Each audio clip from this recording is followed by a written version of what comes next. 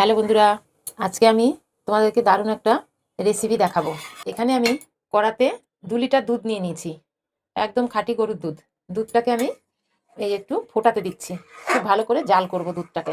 তার মধ্যে তেজপাতা দিয়েছি, একটু এলাচ গুঁড়ো দিয়ে দিয়েছি। এটা দিলে দারুণ টেস্ট হয় আর সুন্দর একটা গন্ধ আসে, ভালো বেশ। এইটাকে আমি খুব ভালো করে ফোটাবো, খুব ভালো করে। আমি এর মধ্যে 1 মুঠ গোবিন্দভোগ চাল দিয়েছি। গোবিন্দভোগ চালটা দেওয়ার কারণে আমি যে জিনিসটা রান্না করছি সেটার স্বাদ দ্বিগুণ বেড়ে যাবে। দুধ পুলি বানাবো আমি। এই যে রাত্রেবেলা সব বানিয়ে রেখেছি আমি। এই পুলিগুলো কিভাবে বানিয়েছি তোমাদেরকে পরের ভিডিওতে দিয়ে দেবো। আমি এই দুধটা খুব ভালো করে ফুটবে, ফুটবে মানে অনেকটাই ফোটাবো, পুরো ঘন করে ফেলবো ক্ষীরের মতো। চালটাও একদম খুব ভালো করে ফুটে যাবে। এই দেখো, দুধটা খুব সুন্দরভাবে জাল হয়ে গেছে, ফুটে গেছে। দেখো একদম ঘন হয়ে গেছে, কিন্তু পায়েসের মতো একদম ঘন। এই দেখো, চালটাও খুব সুন্দরভাবে সেদ্ধ হয়ে গেছে। এবার এর মধ্যে আমি পাটালি গুড় দেবো।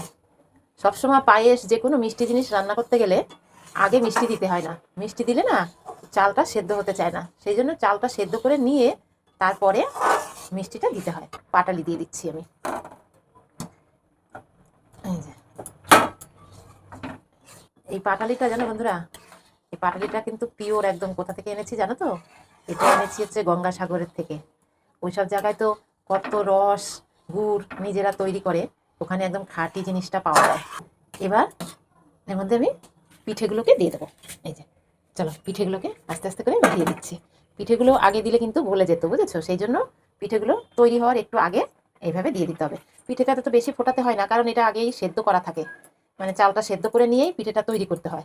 সেই জন্য এটা দিয়ে বেশি একটা সেদ্ধ করার দরকার নেই, একটু ফুটিয়ে নিলেই তৈরি হয়ে যাবে। এই যে সমস্ত পিঠেগুলো আমি দিয়ে দিচ্ছি। একটু ফুটলেই এটাকে আমি নামিয়ে দেবো। গুড়টাও খুব ভালোভাবে গলে যাবে। এই দেখো বন্ধুরা, আমার দুধ পুলিটা একদম রেডি হয়ে গেছে। এবার আমি এটাকে নামিয়ে দেবো।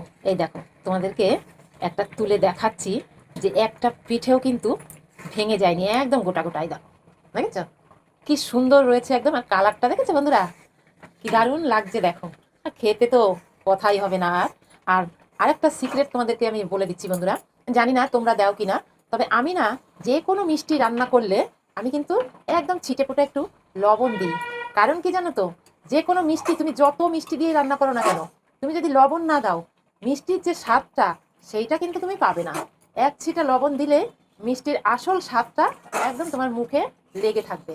জাস্ট অসাধারণ লাগবে খেতে, মিষ্টিটা এত ভালো লাগবে তখন। আজকের ভিডিওটা তোমাদের কেমন লাগলো কমেন্টে অবশ্যই জানিও।